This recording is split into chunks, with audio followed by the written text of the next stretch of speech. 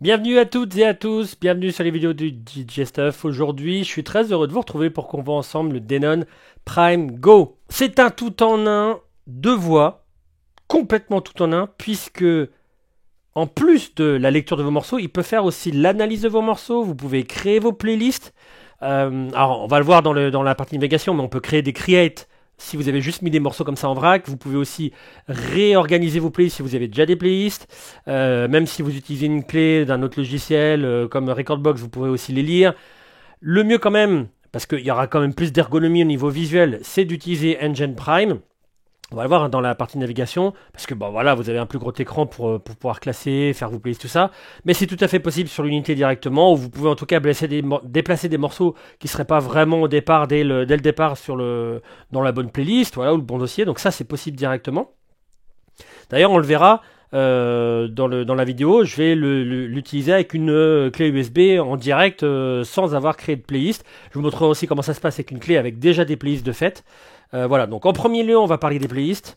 Ensuite, on va parler des connexions. Et puis, on va rentrer dans le vif du sujet. Voilà. Mais tout d'abord, parlons d'ergonomie. C'est un tout en un, donc comme je l'ai dit, il peut fonctionner sans ordinateur. Mais regardez un peu. Alors, c'est vrai comme ça, en premier, avec par exemple la grosseur de mes mains, on peut voir que bon, les jocks sont petits, etc. Ça n'est pas moins ultra utilisable. Moi, je l'ai utilisé le week-end dernier pour voir un peu, pour le pousser dans ses retranchements.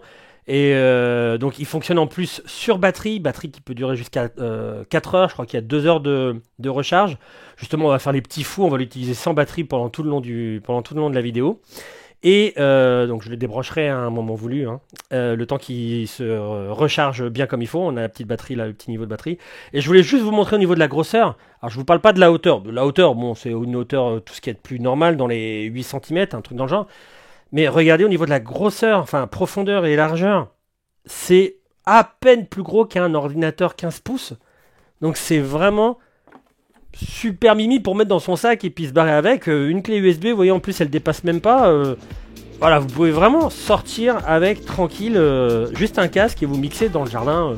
Comme vous êtes en train de le voir ce week-end. J'étais tranquille avec batterie, pépère dans le jardin, ça marche super bien comme ça. Commençons donc par la navigation. Donc je mets une clé avec des morceaux. On verra après par une clé avec diverses playlists, tout ça. Mais déjà une clé toute seule, non analysée par Engine Prime. Je l'ai mise comme ça. Et voilà. Donc il met tout de suite les dossiers. Je peux les envoyer direct dans le prépa si je le souhaite. Par exemple, admettons, je vais mettre les 3 premières dans un dossier prépa. Et puis je sais pas moi... J'en mets 2 en lecture, donc je peux déjà commencer à le lire. Aucun souci. Voilà. Hop, je peux mettre le deuxième. Hop là, sur le deck 2. Hop. Voilà. Et vous voyez, l'analyse quand même assez rapide. J'ai dans mon prépa aussi, vous voyez, je peux comment dire, les mettre de côté dans un petit panier pour pouvoir les lire plus tard. Je peux effacer mon prépa. Et tout ce que je fais, ça se met au fur et à mesure dans un petit dossier à part, tout ce que j'ai lu, tout ce que j'ai mis dans le dossier prépa. Ces morceaux vont pouvoir être mis directement. Vous voyez, je fais un create et je peux les choisir. Oh, je suis pas obligé de mettre tout, mais bon, je peux choisir de les mettre directement. Directement dessus. Et vous voyez, après, quand je me mets là-dessus, voilà, j'ai tous mes morceaux. Alors, une fois que cette liste, elle est faite, je peux très bien en recréer une autre. Et puis, si ça me plaît pas, par exemple, je mets test 2, tac, tac. Et admettons, dans test 2, donc, je peux l'effacer, évidemment. Test 2, j'ai rien. Dans test 1, il y a 2 morceaux que j'ai pas envie d'avoir. Je veux l'avoir dans test 2. Je les prends, je les mets dans test 2. Et ensuite... je les bouge de mon premier... voilà. Donc je vais avoir finalement test 1 avec ces 2 morceaux-là, test 2 avec ces 2 morceaux-là. Voilà, c'est tout à fait possible de faire comme ça. Et bon, bien entendu, je peux les balancer en lecture aussi. Alors comme je l'ai dit, c'est mieux quand même de pouvoir les faire sur Engine Prime. C'est pareil, on met ses playlists, tout ça. Enfin, le fonctionnement n'est rigoureusement pas compliqué. Mais on peut très bien le faire là-dessus. Si j'ai mis je sais pas combien de morceaux sur une clé et que j'ai pas mon ordi, je peux très bien en vacances ou autre préparer. Alors c'est peut-être pas cool 1 heure avant une soirée, mais en tout cas on peut très bien faire le boulot. Ça c'est sur une clé qui n'a pas été du tout analysée. Enfin avec des dossiers qui n'ont pas du tout été analysés ou alors qui viennent de nulle part en fait. Mais si je mets une clé avec soit des playlists faits déjà par Engine Prime ou alors faits par exemple Recordbox, je peux aussi les lire. Vous voyez, je suis dans playlist et j'ai mis toutes mes playlists Recordbox qui sont mélangées par exemple avec 2 playlists Epidemic et Review que j'ai fait spécialement là pour la vidéo pour montrer le chargement, etc.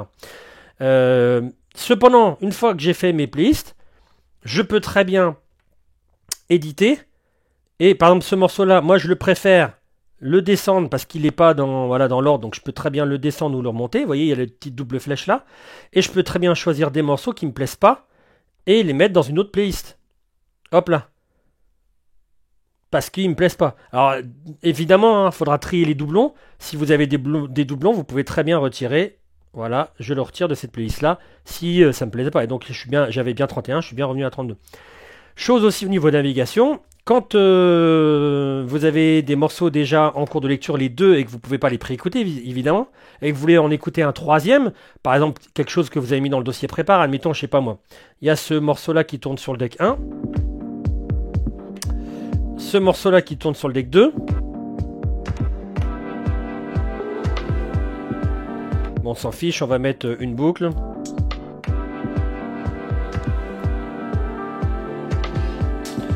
Je me suis trompé. Bon, on va mettre que c'est ça. Il y a les 2 morceaux ici. On s'en fiche si c'est du bois ou je sais pas quoi, mais j'ai envie d'en écouter une 3e. Pas de souci. Vous voyez, un petit bouton play. Je veux écouter celui-là. Je vais l'entendre dans mon casque. Ça, c'est super top. On peut vraiment préécouter en amont un morceau. Ça, c'est super top. Voilà pour les préparations. Alors ensuite pour les recherches, donc là comme la clé est bien fournie en morceaux, tout ça, on peut très bien trier par artiste, album, etc. On peut faire une recherche avec différents filtres et je peux aussi dans ma recherche, comment on va dire ça, quand je vais rechercher par exemple, je sais pas moi, le mot, là j'étais en train de chercher le mot work, mais il y en a 50, je peux très bien rechercher par titre, length, vous voyez, artiste, album. Ça va me permettre de raccourcir un peu ma zone de recherche pour pouvoir rechercher le morceau dont j'ai besoin. D'ailleurs, il explique bien pour accélérer le processus, cocher le plus de paramètres que... Donc voilà. Et une fois que je suis dans une... Je sais pas moi... Allez, prenons cette playlist-là. Pour trier les morceaux, je peux très bien les trier par clé, par beaucoup de choses. Il suffit de cliquer ici. Et vous pouvez trier par artiste, par BPM. Et ce qui est bien, c'est que vous pouvez faire dans les 2 sens. Vous pouvez faire en montée ou en descente. C'est montée ou descente ça? Là, c'est montée. Et là, c'est descente. Donc du plus gros au plus petit. Et ce qui est bien, c'est que ça a gardé les notes que j'ai mis sur certains morceaux. Vous voyez les petites étoiles? Ça les a gardées sur chaque morceau. Donc ça, c'est top aussi. Alors par contre, si je mets le morceau, vous allez voir, hop, il va quand même, comme c'est un morceau qui vient d'une autre gestion de playlist, une autre gestion de morceaux, il met les hauts de queue, tout ça, mais il fait quand même une analyse du morceau, évidemment. Et voilà, je crois que c'est tout pour la gestion des playlists. On va voir, il y a plusieurs menus comme ça qui se drop, et puis ces menus-là, on va les voir un peu plus tard dans la vidéo, tout ce qui est paramétrage de l'unité. Face avant, vous avez votre sortie de casque, 2 sorties, 3.5635. La préécoute, pour la préécoute, la petite balance Q-Master, le volume et une entrée aux, le volume d'une entrée aux qu'on va voir ensuite. Et lecture par carte SD, ça c'est top aussi, ça prend pas de place, on peut pas vous la piquer, c'est impeccable. Donc vous pouvez mettre tout le morceau là-dessus. Et sur la partie avant, vous avez l'alimentation, ou pas, puisque ça marche sur batterie. Le link ici pour du réglage vidéo, tout ça, pour du guidage. Le port USB pour mettre vos médias, donc sur carte, clé USB ou disque dur.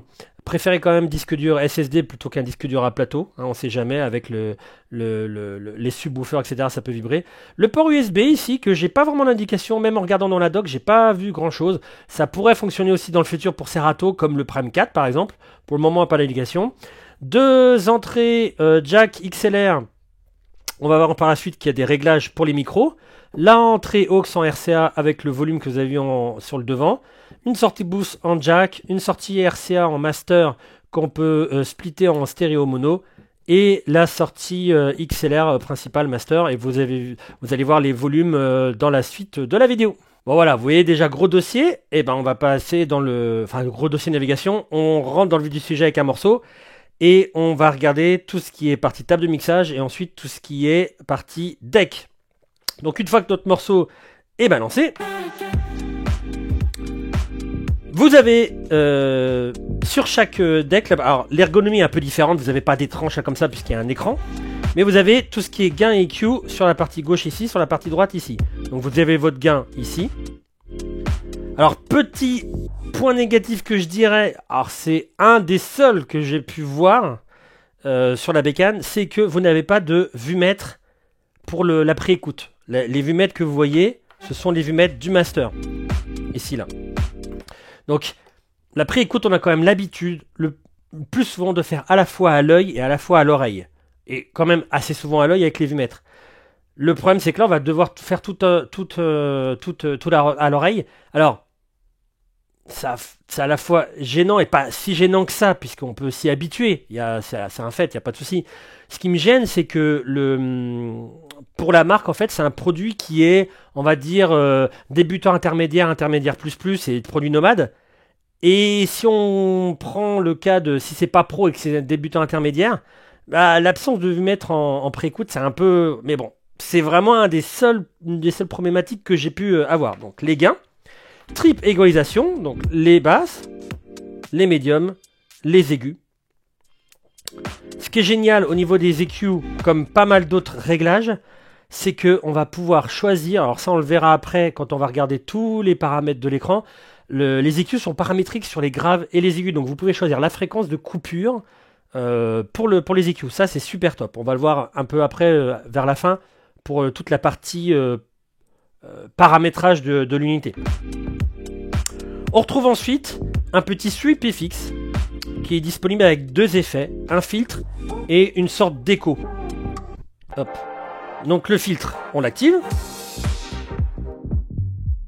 Pareil dans les paramètres, on peut faire en sorte que ce filtre coupe totalement ou qu'il y ait un petit résiduel, ça c'est top. Et ensuite, l'espèce de petit écho. Post-fader, tout comme les effets qu'on va voir un peu plus tard. Et ce qui est bien, c'est que la coupure finale, on peut passer sur un autre morceau, ça le coupe complètement. Pas besoin de baisser le fader.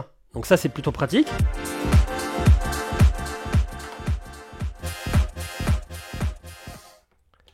Voilà. Ensuite, la pré-écoute, vous pouvez écouter soit le morceau 1, soit le morceau 2, soit les deux. Et comme vous l'avez vu sur les connexions, vous avez l'opportunité là d'avoir la petite balance entre la pré-écoute et le master avec le volume. Ensuite, bon, fader, crossfader. Je n'ai vu qu'un réglage de crossfader au niveau de la courbe. Je n'ai pas vu de réglage de fader. Peut-être qu'avec mise à jour, il y en aura une. Bon, après, la courbe est voilà, convenable, il n'y a aucun souci. Ce qu'on retrouve aussi sur la partie table de mixage, alors c'est un petit peu plus loin, mais comme ça fait partie de la table de mixage, autant en parler. C'est la série des effets ici que vous voyez sur la partie basse. Vous avez l'opportunité de choisir sur la voix 1, sur la voix 2. Ça, vous voyez, ça se colore en rouge ou en bleu. Vous choisissez la voix, vous choisissez l'effet, donc vous tournez et vous allez avoir des effets qui se mettent. Vous le choisissez. Le bouton time ici, enfin le FX Time Parameter, vous permet au choix de choisir soit des temps, alors ça dépendra des effets, soit un autre paramètre, par exemple pour l'écho ce sera feedback, vous avez un petit LED qui va vous le signifier, et le wet dry. Et voilà ce que ça donne, par exemple pour l'écho.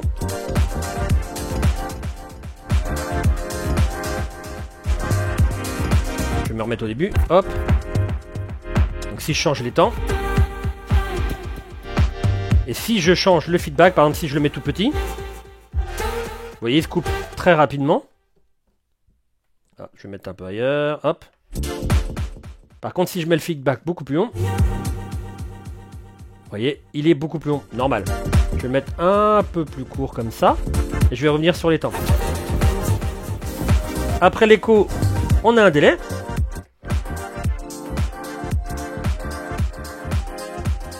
Ce qui est top, c'est que le délai, vous pouvez le faire. Je vais le mettre à 1,5 en progression comme ça. Mais vous pouvez le faire à fond. Pour 1,5, vous le mettez à fond sans le on. Et vous le mettez quand vous le souhaitez.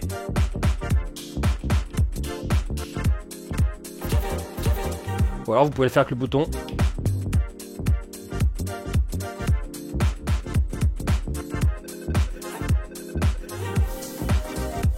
Vient ensuite une sorte de reverb, hall.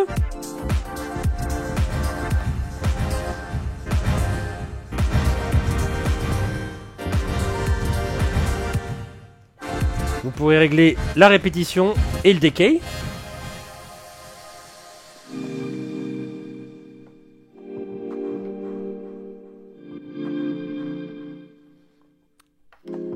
Ensuite, on retrouve un ping-pong.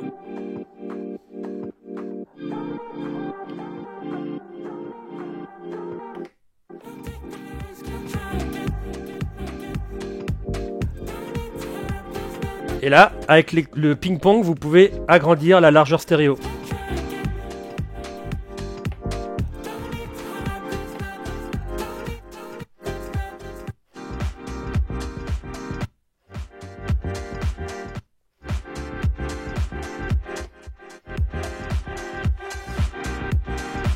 Autogate, celui-là fonctionne pas mal sur la musique.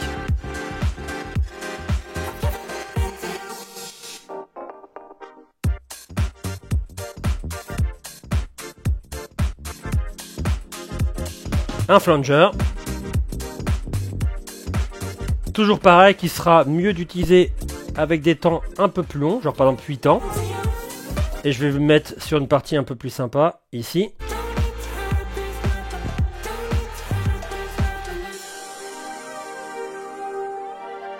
Avec un petit filtre.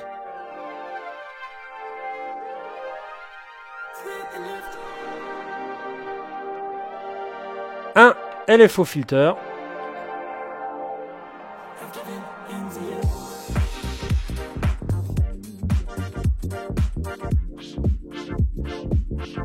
Vous voyez avec le LFO qui parcourt par rapport au temps. Un phaser que je vais mettre aussi sur 8 ans. Sur une partie un peu plus calme.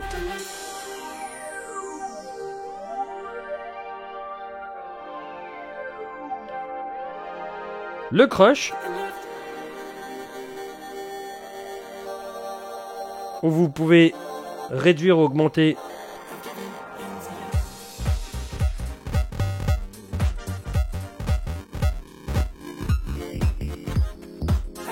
le caractère de l'effet. Un roll, alors je vais le mettre sur un temps par exemple.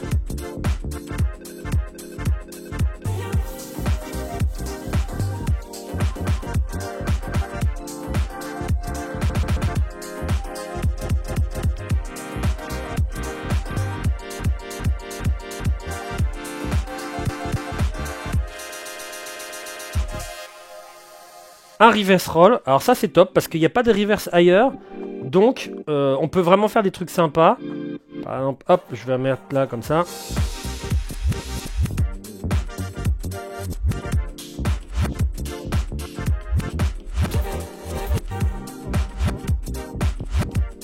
Et vraiment inverser la musique, ça c'est bien.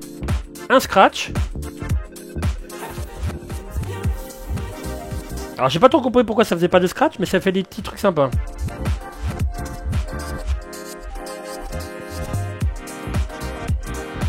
Et une reverb plus traditionnelle, plus conventionnelle.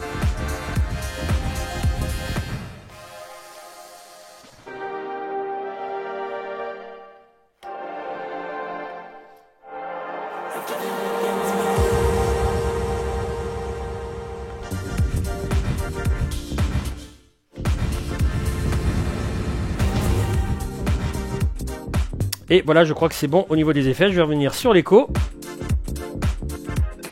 Et voilà, partie effet. Alors ensuite, point de vue volume, comme on l'a vu dans les connexions, vous avez donc vos deux micros avec le on-off, un talk cover ici. Ce qui est bien, c'est que le talk cover, on le fait avec le bouton Shift.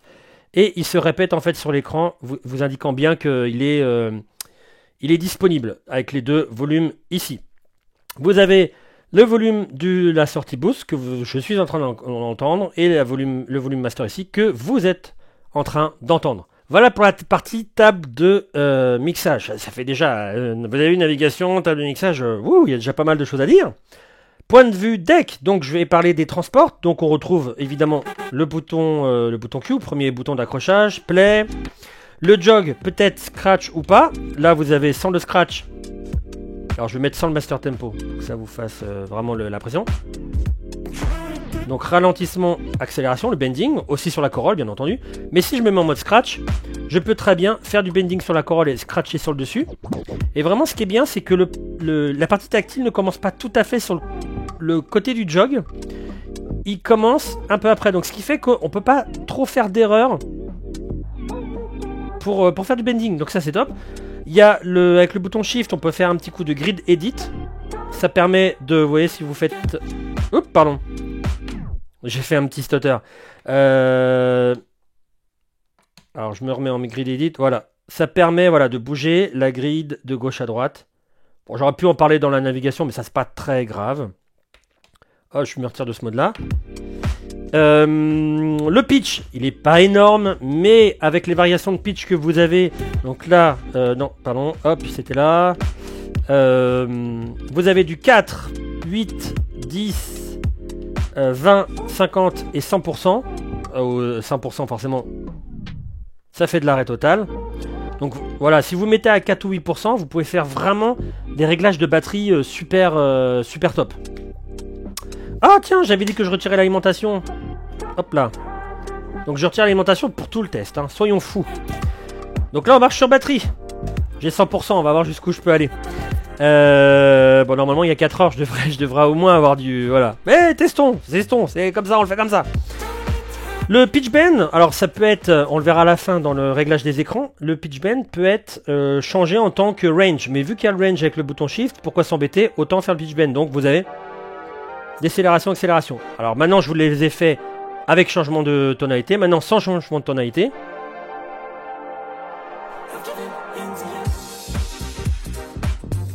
Vous voyez, la tonalité reste bloquée, mais pas le tempo.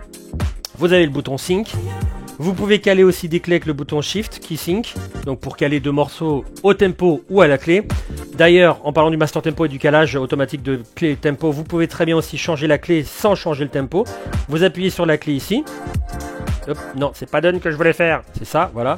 Et vous pouvez monter. Voilà, si vous voulez matcher deux clés ensemble. Voilà pour le transport. On va aller... Donc vous avez des autoboucles qui vous permettent donc de tourner comme ça. Et vous avez les boucles qui défilent ici. Enfin en tout cas le temps des boucles. On peut avoir aussi dans les paramètres, on va le voir, mais un temps de boucle défini au départ à l'allumage. Moi je crois que je l'ai mis à 16. Bon, admettons, on va le remettre à 16. Et dès que vous êtes prêt, vous appuyez. Donc là j'ai 16 temps. Vous pouvez la rétrécir. L'augmenter. Vous avez toujours le temps qui s'affiche là, hein, et vous avez la grosseur qu'on voit ici. Et une fois qu'elle est mise en boucle, on peut avec le bouton Shift se balader.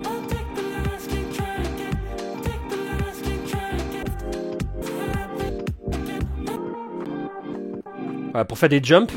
Les jumps sont aussi possibles avec le bouton Shift sans avoir... Vous voyez ? Et normalement, si je dis pas de bêtises, ils comprennent la taille de la boucle. Voilà. Là, vous voyez, j'y vais par 64 temps. Donc si je vais par 16 temps...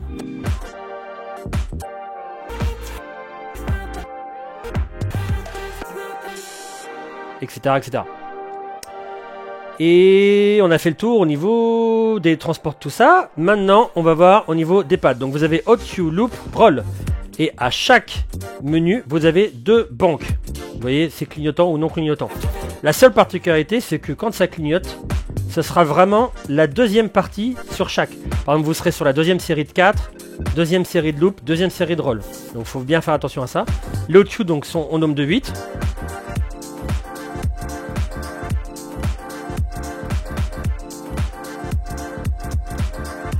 Vous pouvez les mettre avec ou sans quantize, qu'on va voir plus tard dans les affichages, mais voilà, vous pouvez l'avoir sur cet écran-là. Et donc la deuxième banque, vous voyez, j'ai toutes disponibles ici, puisque je n'avais rien mis. Et vous les effacez avec le bouton Shift. Donc je me remets sur la seconde banque. Hop là. Bouton de boucle, bah vous avez différents temps. Là, je devrais être sur le plus petit. Ah non, pardon, c'est vrai, non, les boucles, ici, autant pour moi. Les boucles ici, c'est le in et le out. Mais vous avez quand même deux banques. Donc vous pouvez faire par exemple la boucle 1. Par exemple celle-là. Je la relâche, je me mets sur la deuxième banque et je me mets par exemple sur la dernière. Donc si je me mets là, j'ai bien rappel de celle-là. Si je me mets sur seconde banque, j'ai bien la deuxième. Et vous pouvez les effacer. Et le roll. Alors bien entendu, si vous faites une boucle comme ça,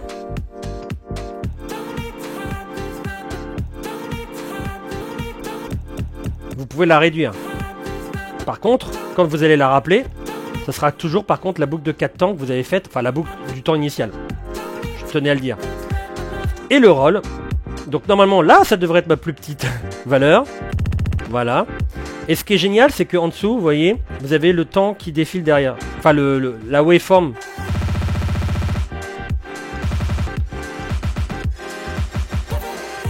Alors, tous les temps que vous allez voir en violet sont ternaires.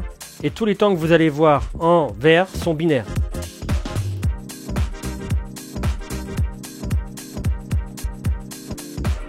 Et puis ça.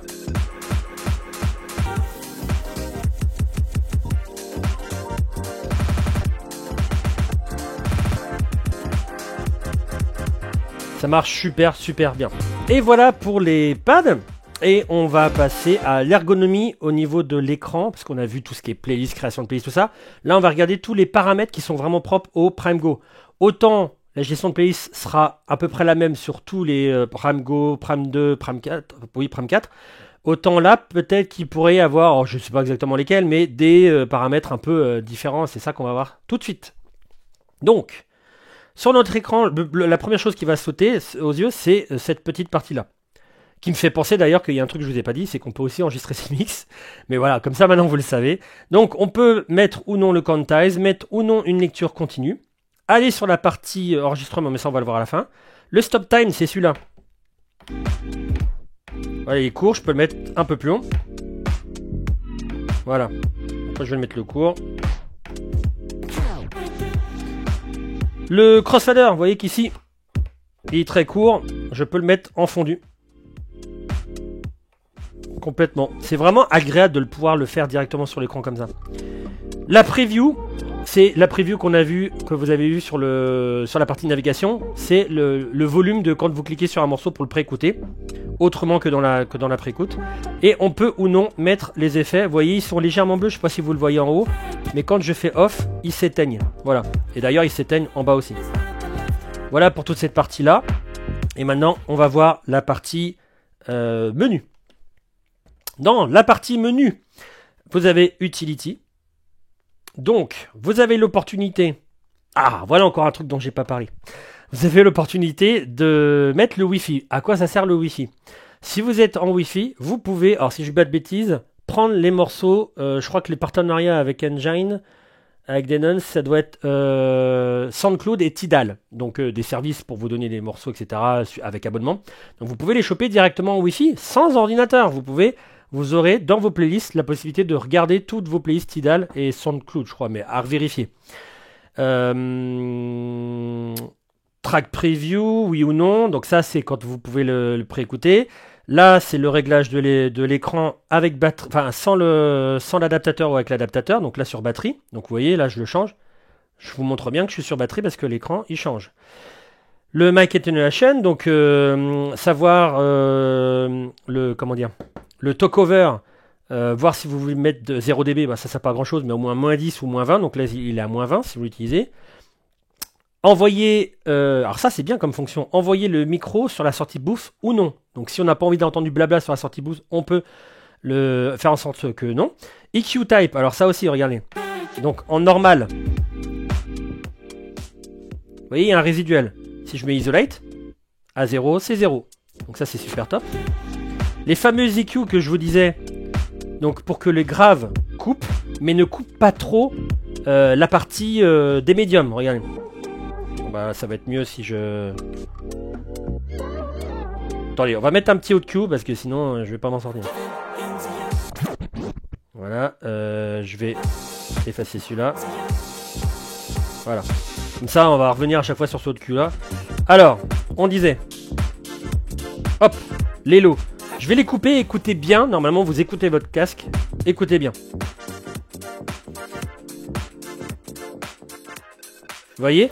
Plus je me balade, entre guillemets, vers les médiums, plus ça les coupe. Plus je règle mes graves pour qu'ils coupent des graves, mais un peu moins que la normale, moins ça va attaquer mes médiums. À voir par exemple ma vidéo sur les EQ, ça vous expliquera très bien ça. Filter résonance. Là, il chante pas trop. Mais là, je peux le faire. Voilà, avoir une résonance sur le fit. Ça, c'est top aussi. Donc, je vais le mettre à 0. Filter extreme type, c'est ça que je vous disais, regardez. Si je vous le mets sur blend, on entend un petit résiduel. Si je le mets sur kill, il n'y a plus rien. Ça, c'est top. Q solo mode. Alors ça, c'est pour que vous puissiez choisir les deux ou pas du tout. Regardez, là, je peux choisir ce que je veux, vraiment ce que je veux. Par contre, si je le mets en on, je vais pouvoir écouter l'un ou l'autre. Vous voyez, je vais pas pouvoir faire les deux. Ça va être l'un ou l'autre. Donc moi, je préfère mettre ce que je veux, en fait. Donc voilà. Intégration de Tidal, bah oui ou non. Et donc ça va être intégré dans vos playlists. Après, c'est du firmware, machin, bidule. Donc moins important. Préférence. Track start position, si vous voulez avoir sur le Q ou sur le tout début de la première note. Default speed range, donc ça c'est les pourcentages du pitch quand vous allez allumer. Donc après de toute façon c'est réglable ici avec le bouton shift, donc on s'en fiche un peu. Sync mode si vous voulez que ça soit sur la mesure, sur le tempo ou sur le temps. Sync button, alors si vous voulez que ça soit sync pour le enclencher désenclencher ou alors shift sync si vous voulez le retirer. Pitch control ici si vous voulez que ça soit du pitch bend ou du range, mais comme on a déjà le range avec le bouton shift, autant mettre du pitch bend, ça peut toujours être pratique. La quantisation, la fameuse quantisation, vous savez, quand on va ici, hop, le quantize, ici, si vous voulez que ça soit du 1/8, 1 quart, 1 demi, 1 temps ou 4 temps. Pause hot cue behavior momentary ou trigger, ça c'est si vous voulez que le morceau parte comme ça, vous voyez. J'étais en pause et ça part comme ça, si je le mets en momentary, ça le précoute, c'est un peu comme du serrato et ça le met sur le bouton play. Moi je préfère que ça soit sur trigger. Voilà. Default loop size, ça c'est, je vous disais, 16 temps. Smart loop, je sais pas du tout, j'ai pas regardé la doc, mais bon, peut-être que ça avait des loops intelligentes. Allez savoir. Ah, c'est peut-être les smart loops ici, là. C'est peut-être les smart loops ici. Ah bah non, mais elles sont en off. Ouais, bon, je vais pas chercher plus. Il y a un moment donné, il faut mixer. Voilà. Après, c'est plus de l'alerte du morceau quand il va clignoter en rouge à la fin, si vous êtes plus ou moins proche de 30 secondes, 80 secondes, etc. Je vais me remettre vers les 30. Ah, safety, oui, ça c'est quand vous voulez charger un morceau, si vous voulez que ça bloque ou pas le dock. Enfin voilà, il y a plein de... Alors ça c'est toute tout ce qui est autour du BPM et des clés, si vous voulez que ça soit Camelot ou pas, si vous voulez que les clés, quand on vous les propose dans la partie de recherche qu'on a vu dans la navigation, si vous voulez que ça soit vraiment pile poil compatible ou que ça soit match, donc clé approchante. BPM range, donc ça c'est de combien à combien vous voulez qu'il analyse. Si vous mettez des morceaux, si vous choisissez par exemple 78 à 155 et que vous mettez un morceau à 60 BPM, ça va pas le faire, donc choisissez bien ce filtre-là.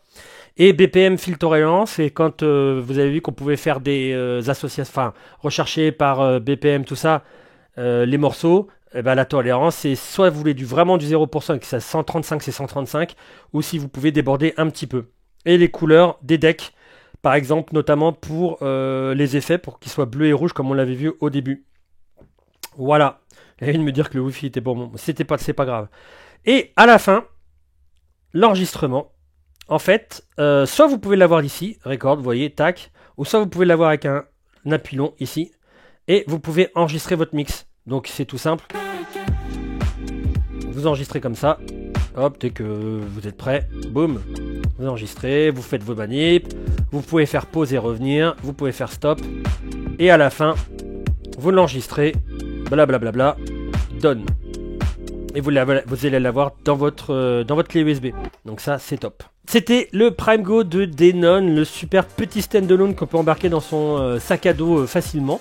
Si vous avez des questions au sujet du produit, n'hésitez pas à me les poser en dessous de la vidéo comme d'habitude. Et je vous dis au prochain contenu. Portez-vous bien tout le monde. Ciao!